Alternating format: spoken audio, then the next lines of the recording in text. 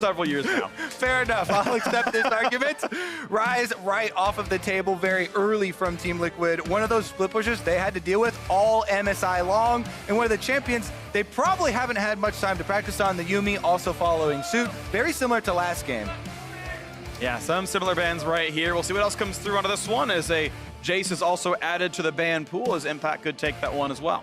Now, Crumbs on the analyst test was calling for an Aatrox ban, as it was banned a lot in Academy League, and he is rewarded. So I don't have to get any deeper into that story, because what we saw from Licorice in the last game with all of that egregious healing and AoE for the team fights will not be on the table. And it actually doesn't surprise me it's Liquid banning it, because the Aatrox rework came in like during MSI when he's busy playing on the old patch. So by all rights, he has less practice on the champ than other teams do in the LCS. So, okay, Liquid will have to burn that ban, even though probably in a week's time, they'll be first picking it themselves. Fair enough.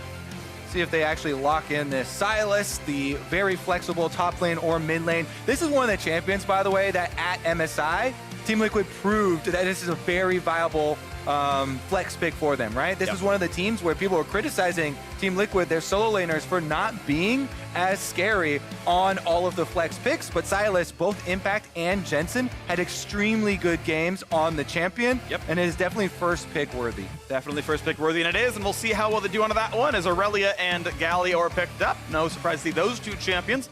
Broken Blade and Bjergsen can both play that highly elusive Ionian melee, and that's going to be pretty exciting. The Galio support, of course, very strong and continues to be the #1 support in pro play. All right, Ezreal not going to be locked in probably for Team Liquid, as they already have Xayah. They will get the Lovers duo here and complete that bottom lane for Doublelift and Core JJ, which in spring was probably the #1 bottom lane in the league. But I will say, I do love that Jensen hovered Ezreal. When you think back to spring finals, I have to bring it up. Sven went and hovered like every meme-worthy champion of Jensen and Doublelift and Co. And was like, oh, you remember Victor vs. Lucian? You remember Echo? And he's like, hey, you remember Ezreal, bud? That was like last month. Yeah, I mean, the true test will be, will Sven still hover an Echo versus Jensen, even after that mistake and that finals? You're calling back to some big game-breaking mistakes. But let's catch up to this game, because Galio Sejuani locked in. Insane crowd control here. Sejuani has synergies with both of these champions. Galio support, auto attacks can set up the Sejuani stun after Galio goes in for the flash taunt. So you can 100% to 0 people within a CC duration on either the Galio lane or the Aurelia lane. Her being able to set up her stun and always being able to gap close with the Q resets and then get those auto attacks and Sejuani passive stacks up very, very quickly. And so a Jarvan ban going to be aimed at Xmithie, and we've got, of course, we already know Xayah Rakan locked in here for the duo of the Team Liquid side. I didn't see the bot lane pick for Sven just yet, but we'll see that probably the next phase of picks, as Draven has dropped off the table as well. We've seen a lot more Draven bans. That was the first ban over in Game 1 as well on Cloud9, aimed at Turtle. This one aimed at Sven. So Draven definitely being a high-prized pick, apparently. Yeah, I've also heard a lot of priority on the Sivir recently in scrims for most teams, with the rise of power of crit builds very recently over the last few patches. Yeah, Sivir's ability to get that wave clear so instantly opens up a lot of options for roaming for your support, and that's great for something like Galio. Yeah, its Rageblade got nerfed, generally speaking. Its Essence Reaver got buffed. All those champions got a bit stronger as well. Also, Manamune got buffed, which we've really only seen Kai'Sa be the new one to pick that up, but Manamune Kai'Sa has now been in there as well. We saw her banned in the previous game. We might see her banned against Sven now as well, as we wait. As the time ticks down, one more ban can be aimed, and it's going to be the Sivir dropped away, so there's a good chance we do see Kai'Sa come through. Yeah, Ezreal's still up also. Definitely a good ban there, though. Getting that Sivir off the table would open up the top side of the map for a lot of aggression. And if you're seeing Broken Blade, almost all of their spring games were Broken Blade playing offensively, and there you go. He's gonna own the criticism, as we said. Ezreal, the champion that he made the huge mistake in Game 5 versus Team Liquid. He goes right back to it, gets back on the horse versus the horse, and it's gonna be Sven's Ezreal versus the Scorpion. There's the hover back. Oh my goodness, I love this. What's if I just actually pick the champion? Like, it's actually a pretty good pick here overall. I think it's very good at locking down champions like Aurelia as well, and harassing them and focusing them down. We will see. Yeah, also pretty good at locking down Ezreal when he walks in the river freak. Sometimes that happens too. Yeah. Where's Yellow Pete when you need him? He also made that mistake. Regardless, though, we've got this Olaf picked up. It will be more early aggressive power, very strong dueling, very fast clears. This Olaf can get all the way around the map. And now we need this last solo lane. We need the most picked champion from this spring split for Impact, that Kennen. With a few seconds to go, it looks like that's going to be locked in after all. So Kennen comes through. He's going to go right back to the same comfort he had, which is very safe top laners who don't need help, but yet team fight well. Yeah, exactly, and that's the key. He's gone with this hybrid build, going for some AP in the Hextech Revolver, upgrade super early on into the Gunblade, so you do have that laning power, but you can also splash into a lot of AP for a team fight. And that looks very good when you have a Rakan engaging for you to set up. Kennen is not the best solo initiator. If you have something split-second engaged like Rakan, it sets up those big storms, that big AoE that people dream about so effectively. On the side of TSM, though, big answer here with the Azir wall. You have to watch out for that because it's such a good answer to Kennen flanks. That's going to be pretty strong here. So a lot of very safe backline damage for TSM with the Azir and the Ezreal. As you mentioned, also ways of pushing him out and knocking him off the rest of the team. Galley can do a little bit of that as well, so we'll see what that all looks like. As Team Liquid have a very strong conventional 2-on-2. Xayah Rakan should generally win almost every early, I would say duel, but it's actually a 2-on-2. I don't know what the phrase of that is. But fight regardless, and again, and Olaf always signals you want some really early pressure and you want to get something done with your first 5 levels. Yeah, especially against Sejuani, Olaf. You know, once you get access to your ultimate too, Sejuani won't be able to keep you in place. A lot of Sejuani's buffs were into damage on the W.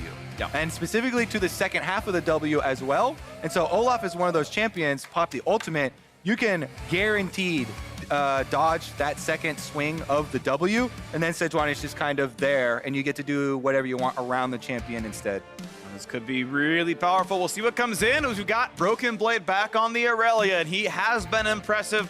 Impact the same, though, on this Kennen. Has the Kleptomans. He's going to try to farm some gold and convert into the mid game.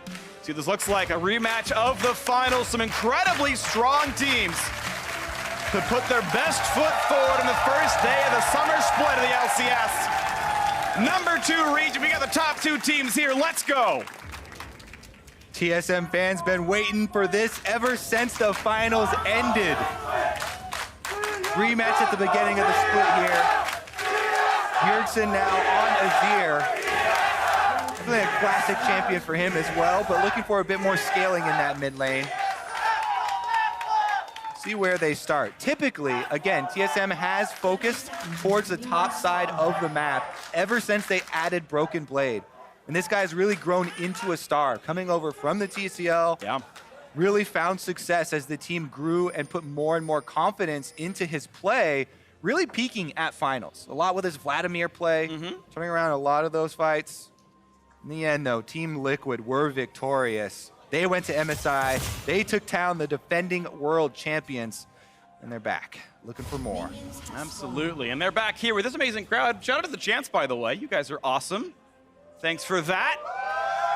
As TSM and TL are much less active than you in the early game, except for Sven landing a Q. So we got, 5 gold, which is exciting, but not as exciting as TSM and Team Liquid Chance. So, I mean, they did get the deep ward here onto the Raptors. So if Acadian goes with the classic red into Raptors, then they'll get some early information on the Sejuani, and tracking will begin. It's pretty effective for Olaf to be able to get a lot of counter jungling early on. You can see the 2 deep wards on the map right now that were placed by Team Liquid. Here. Sorry, I'm sorry. You missed the CS. These 2 on both of those camps, they do get vision on the Sejuani. And Freak, as a marksman player, physically pained every time he sees a missed CS on the bottom side of the map. It happens sometimes, even to the best of us, such as Double Lift, so it's okay. Makes me feel better about myself, and you can watch him do that in first person with ProView. Nice sellout, buddy. Yeah, thanks, bud. I'm all about this. So, mid lane pushed in by Bjergsen. Wants to make sure he's not going to get beset by Olaf. That's not going to happen just yet. Smithy has 12 health and even less mana. As the ward comes down and says, okay, Chicken's already gone. And he's not going to walk by it, actually. It's going to be 3 camps into a quick recall here for Smithy. All right, let's see what he goes with here on the first recall, because you can go move speed, and he is. He's going to go with the boots plus the control ward here for the vision play on the top half of the map. And he has Water Walking plus Nullifying Orb, so he's going to be really quick actually going kind of between those lanes and in the river there. So that could be pretty powerful for him as well. We'll see as he comes up to the top side. And, you know, he's only barely a camp behind, but, you know, with the refreshed mana bar. And they know 100% that Sejuani is bottom half of the map. Because they had the deep ward on the blue buff as well, they know the Sejuani will be threatening double lift and core JJ, so Smithy has full power to try and influence this Aurelia lane. Here we go, Sejuani once again showing on this controller by Scuttle Crab now. Yeah. Acadian, though, was able to find it with the Scryer's Bloom, so actually gets some experience and gold for himself in doing so. And they know 100% that Sejuani is in the bottom river. Literally a ward. Not that they didn't know already, as the Scuttles are going to be traded as well. We saw that in the previous game. It seems fairly likely that you kind of intuit or completely deduce each other's position, and you trade those pretty equally. Red plus the passive. He gets it. He had the timed out. As soon as I thought Jensen headed right for that Scuttle Crab. Would you have taken it? I 100% would have taken it. I definitely also would have been pissed if I was the jungler, because you want to save time by letting the red buff burn kill off the Scuttle Crab, and you can walk away from it. Right now, though, getting a look at the invade here from Smithy on the You got the big Krug. You got a blue buff, so he's actually feeling pretty comfortable right now, as Acadian's going to knock down the rest of this camp, though his smite was already chunked. And, okay, 2 more small crabs. That's not too bad. That's a little bit of gold taken away that Sejuani's not going to get back anytime soon, so that's actually pretty solid. It also kept Impact safe when he went kind of underneath the turret to shove in Broken Blade. Yeah, I mean, they definitely do win that 2v2. They want to keep up the pressure on the turret. Engage on bottom. That was really nicely played, I think, on all sides as Ven jumps away. Smithy finds a taunt, but out goes Protege once again, and we can see this bottom lane has that small farm lead towards the Team Liquid duo. Yeah, very threatening. You touched on a little bit in Champion Select, but the Xayah Rakan so potent early on. Core JJ, of course, was one of the stars for the team on the international stage as well. Even though they had a slow start, I think most people he was pretty much redeemed in their eyes in the IG series, as well as finishing up that tournament. Let's see if Acadian actually does run into Core JJ, as said, and he's looking for the deep wards. Control ward going down actually gives you an alert, so they know he's there. Doesn't get in time to rip recall. Actually get the recall off, but just means Core JJ, maybe, what are you gonna miss there? Yeah, whatever. A tiny piece of... he had enough to upgrade his Spell Thieves, right? So, that's actually big. You know, that would have been some gold income that maybe he would have wanted, but it's whatever. His mana bar is good enough, and regardless. So, yeah, once again, Sejuani Deuce down on the bottom side, actually knocks down the ward herself, I believe. And regardless, is pretty happy to take down the rest of these jungle camps. As he's approaching level 6 too, for the TSM side, I would turn your eyes towards a Sejuani Aurelia combination. Aurelia is able to set up the Sejuani passive so effectively, can dash in, and also it sets up her own stun. So there's just so many ways to CC a Kennen who has very low life. If you're able to land one, then you can chain them effectively into a kill. So I think that is a very big point to contest right now. And you can tell Smithy also worried about this, because the level 6s are coming in right now. That's where the kill pressure becomes extremely real. And they are trying right away with the ultimate on. They find that first stun, plenty of damage in towards his top laner, and Broken Blade. Oh, he's not gonna land the ult! And it could have meant the kill, but it's not gonna come through. Smithy gets first blood for Team Liquid. Impact with the slightest sidestep there. Dodges the ultimate from Broken Blade. There is no counter kill, and it was Team Liquid who went to the top lane first. They find the first kill. Smithy's still around though, and actually not going to be any teleport left. Broken Blade had used his much earlier. Yeah. That means even turret plates on top of it. That kill is more far-reaching than we initially thought. Broken Blade TP down really makes this so difficult. As the stun comes in, they just have the damage. All right, yeah, so both ultimates going off. Smithy made the early move up there, and Broken Blade, yeah, with Impact moving down, he just misses the ultimate there, and that means there's going to be no counter kill. If that ultimate hits, he can get the counter kill onto Impact, and it's not quite as bad a situation. Still would be positive for Team Liquid. Yeah. In this world, though, that is going to be a very big boost. Impact's actually going to take that and go straight for the Proto Belt. He's not even going to go for the kind of halfway point where we were seeing... Oh, wow. Katie gets like all of it right there. Almost, I think actually every single chicken. Definitely got goes over to Sedge. Most of the money there. Okay, well, that's unfortunate. Yeah, I mean, it's a small prize after your top laner just got ganked. And, you know, Olaf got a very big power window here, opened up on the top side of the map, but you definitely need that as a moral victory. Yep, something. The game right now, though, still 1,300 apart. Definitely really solid. Look at this, a blue buff steal coming in as well. Smithy just chunks this thing down. Jensen only has one ability that reaches over the wall. There's the Q. Slaps down with the chains, and that is a buff stolen away. He'll actually tie up and farm as well as Jensen shoves in, but pretty good intuition by the TSM side. They're gonna, they're not going for, they're gonna start on this gromp right here, but they can also go for the dive. Impact has ult, has flash, has TP, and has a sense this is happening. You can see, puts down a ward, looks around, finds a Katie, and puts down another ward, says, okay, no dive, get away from me. Yeah, and look at that. He sacrificed 3 minions in order to go get that vision, in order to go cut off the possibility, in addition to Smithy coming back. So this is not a blue trade. Yeah. That was not a counter from TSM, as Smithy's able to rotate quick enough back to defend their own blue. This is very big control of the early game. A lot of damage now across this bot lane as well, as Smithy takes a couple of auto attacks. There's the root in from double lift, and small HP lead down there, plus 9 CS on top of it.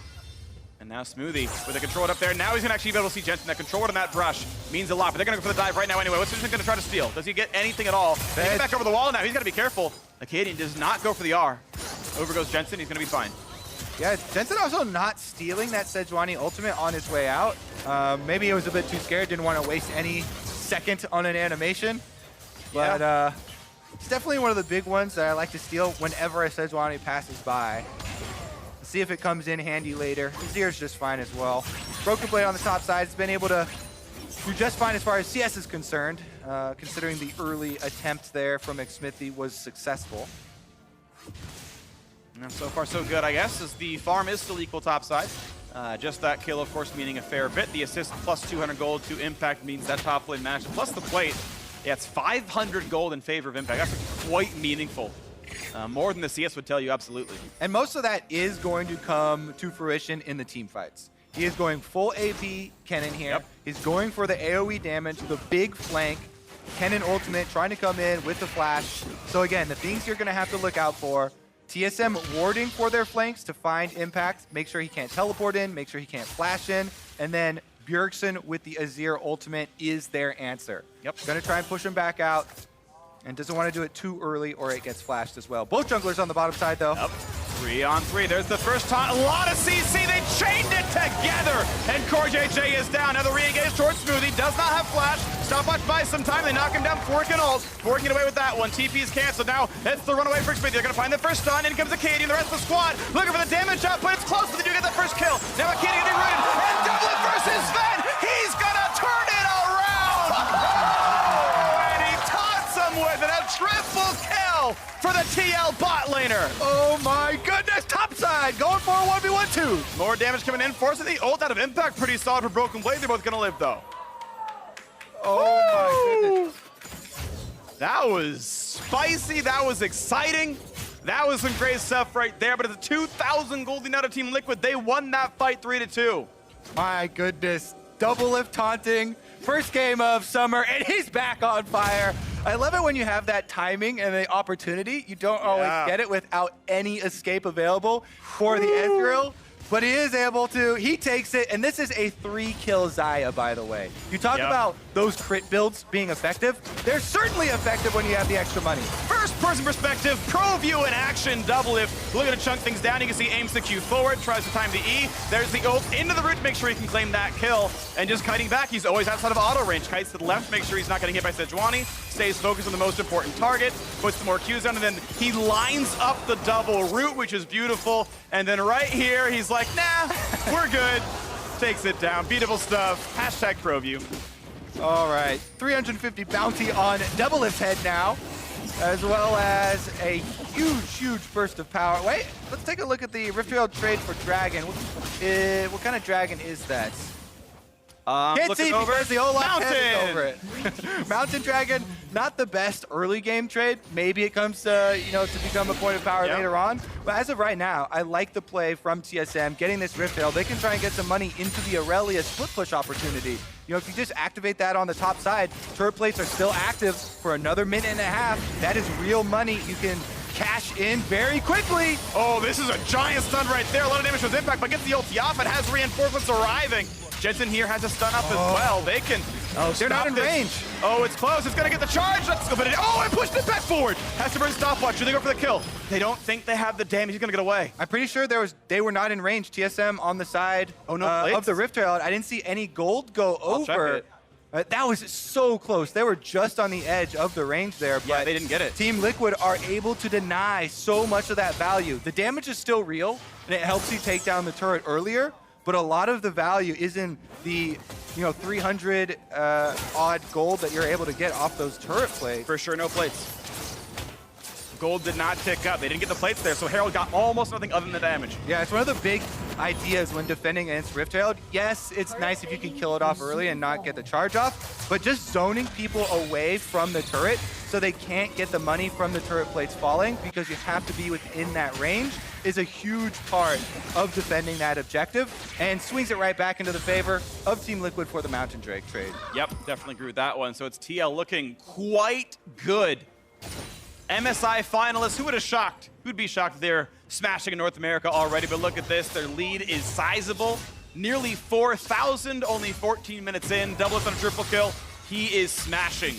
And this is now Jensen looking a bit aggressive. Finds that stun. He stole for a little while ago. Finds seconds on top of it. Here comes Impact. Finds a bit of damage. The rest of the squad is here. They find that first kill. And Smoothie can only show up far too late to arrive. And that is another kill on the board for Team Liquid. Team Liquid, hot off of MSI, are still on fire here in the North American LCS, pushing this lead to the limits.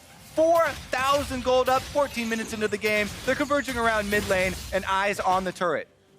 All right, the 3-time in a row LCS champions.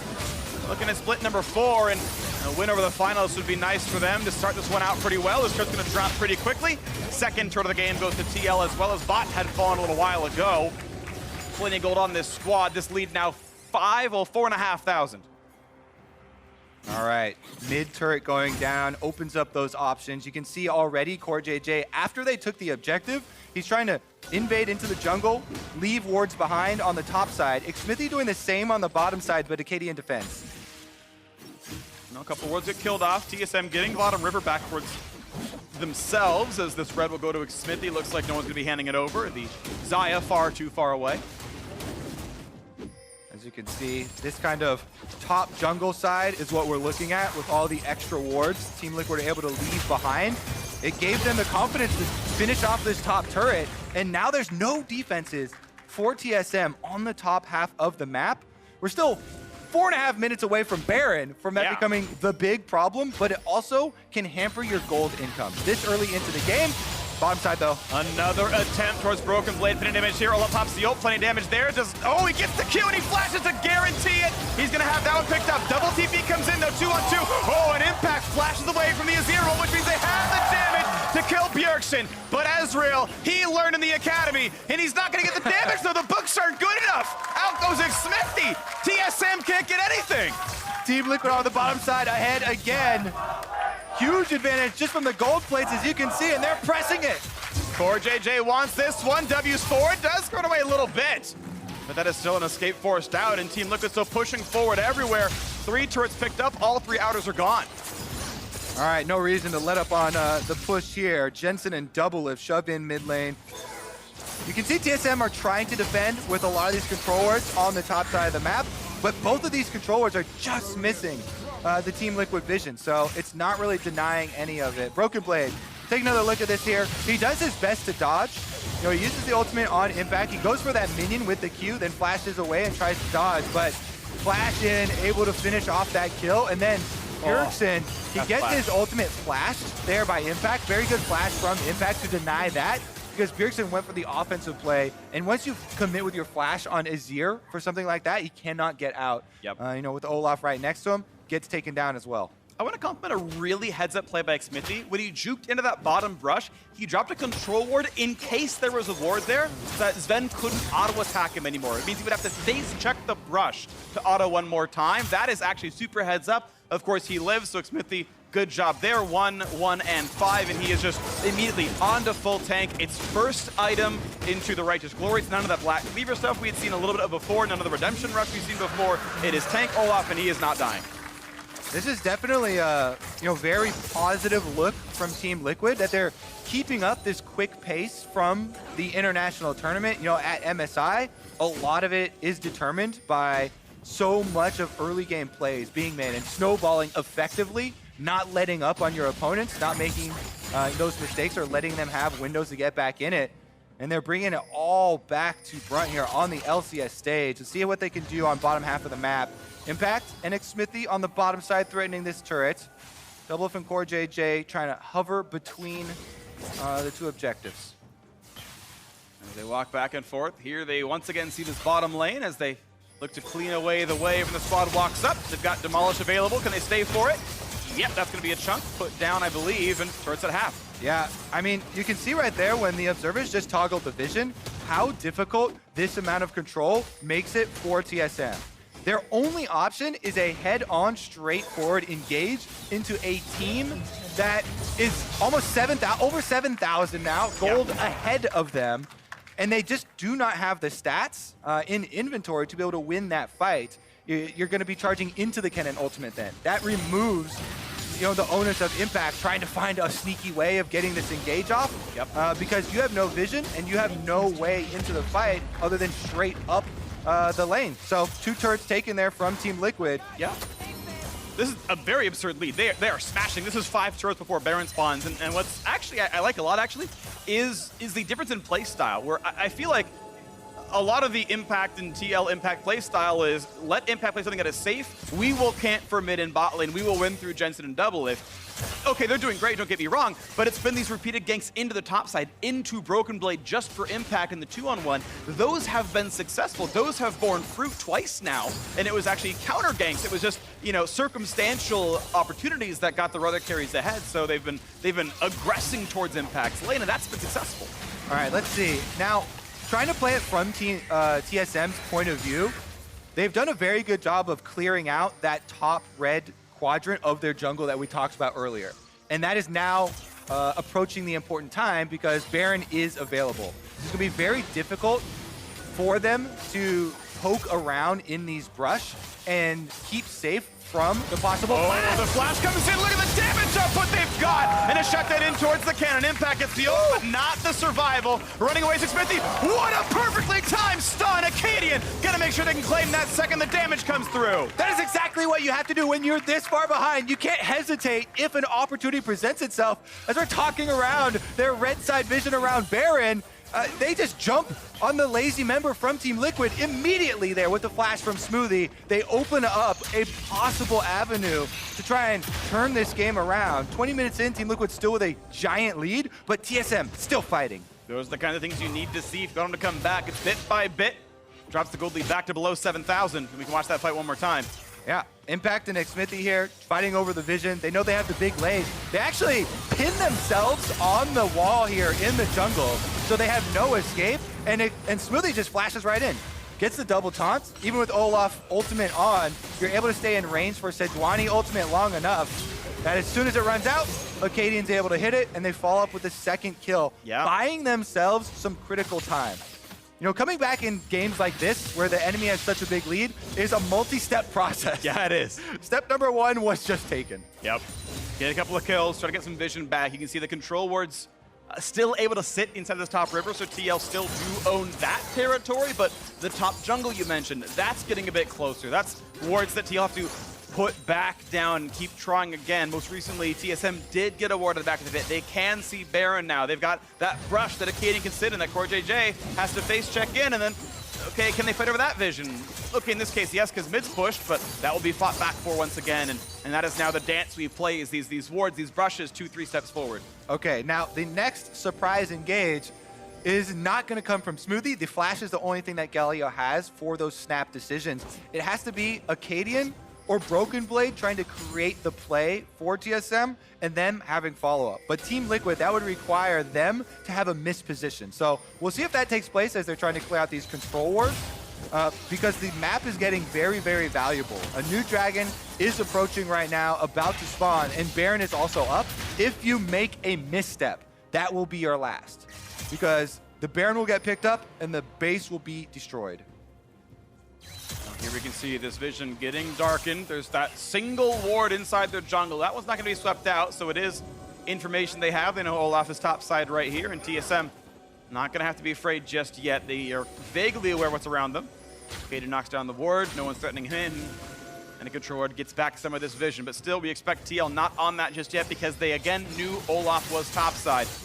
That one ward let them know Baron could not be taken just yet. And it buys them that extra wave. Now they can shove in mid first. They get a little bit of extra space. Bjergsen, oh, he's going to get spotted out. Has to jump away. Should not be killed for this one, but that's Banshee's veiled down. That's a 45-second cooldown. That is another turret dropping as TL retaking this top jungle at least a little bit and stretching their lead 6 turrets to 0. They are absolutely playing the better League of Legends right now. All right, let's see what the response from TSM can be after a reset here. They're all trying to shove up mid and get some immediate gold rather than looking for anything like the Ocean Drake. You know, vision around Baron. Again, this is the game-breaking objective. This is how Team Liquid win immediately would be the next step. So they're trying to clear out these control wards and give themselves a fighting chance in that. Looking for the play right there. A stun towards the back line. Not doing a ton just yet, but there could be a re-engage. Sven looks for a slow. Sorry, Jensen does. Can't find it just yet. As red buff is being attacked and actually claimed. Double steals that one. Yeah, you can see Broken Blade was looking for a teleport from base. Little, yeah, spread out blast cone there. Quick jump scare. But it's easy for Ezreal, able to jump away. And TSM still, they know this is happening because of the previously placed ward. They're gonna go for it. They have to take this fight. This is gonna be it. Oh, a Fog of War throw's not gonna land for Kaden. Cannot find impact on that one. A nice attempt. Ult comes across, already picked up, nicely done there by Liquid. And now it's time for the team fight. Broken Blade shoved to the side, waiting for the peasants to come back for those roots. If TSM re-engages, there's the attempt, gets 2 of the backliners. That's gonna give a lot of space for Teal to walk away. Ulti burned by Smithy. And an ulti from the fake Aurelia slows down the squad as well. Yep, Silas there able to steal a couple of ultimates. Uses Sejuani, uses the Aurelia. TSM will have to take the consolation prize. Ocean Drake will be it. They can move down and pick that one up and try to use that regeneration for the defense. The onslaught that is about to come from Team Liquid with Baron buff is already headed straight through mid lane, though. They have to reset and get into defensive positioning immediately. Yep, they're already running up right here. Thankfully for them, there's so many turrets already dead that, you know, the ones that are going to be attacked are close to the fountain. So, you know, silver linings and all that. Always looking on the bright side. Absolutely. And TL just pushing forward and forward. Speaking of silver, their gold lead is gigantic, and 9,000 up, looking at knocking down this turret. Double it a bit by himself, but does have the ult and flash if he needs it. Looking now at Smoothie. Oh, they stuff him up. Do they have enough to stop him? Not quite yet. He does have that aftershock and stays alive for today. Chunked a little bit down to half HP. Actually, good shots out of Sven. Yeah, that's actually really valuable health lead that TSM just got there, chunking out the duo lane. Maybe that buys them a little bit more time. It's like a double lift can heal up off the wave. Core JJ on the Rakan, a little bit more risky when he looks for the all-in. That Ocean Drake actually, it means quite a lot on offense is the funny thing. That was denied. TSM did pick that up, and it means that the TL siege is that little bit harder. The regen on Rakan not terribly high. He's bounced around that Q healing, and that's hard to get when you're sieging. Yeah, and TSM, you can see the wave clear from Azir in the top side. Mid lane, the tower's getting whittled down. Broken Blade possibly looking for the side engage. You can see Jensen's already level 16 on Silas, though. You get the really low cooldown, plus he's got blue buff, so he can steal multiple ultimates in a team fight. They find those stuns. They're coming in for the play. Here's Corday trying to keep his teammates alive and does kite back. That's a really ult not getting much, but now he re-steals Sejuani. That's the lockdown on Acadian. Pops Stoneblade, flashed away, stays alive. Impact loses his ultimate as well. That's actually really big, trading those cooldowns. Ocean Drake can heal up TSM. Team Liquid, though, aren't done. Top tower's dead, and mid tower very close to follow. It will fall, and Jensen has his ult back as well. Steals now Ezreal this time around. One auto attack, that's going to be dropping. And now True Shot Barrage with a bunch of ability power is going to mean even more as bot lane is clear, but top lane inhibitor is open. Again, this is over a 10,000 gold lead by Team Liquid. Baron buff on the inhibitors. Those things are dying fast, and this might be it. TSM trying to chase them off. The last few seconds of that inhibitor are going to go down. And this is double inhibs dropping. That's going to happen for sure. We're under 28 minutes in. TL have completely broken the base. And as Baron whittles down, they might look to reset right here, take their hard-earned gold lead of 10,000, shop one last time, and close it out through bot lane. Whew. What a return to the North American LCS here. Yeah. By Team Liquid. People were very curious what they would look like. You know, a lot of training goes into international tournaments. It looks like that training was well placed despite the patches being a bit different.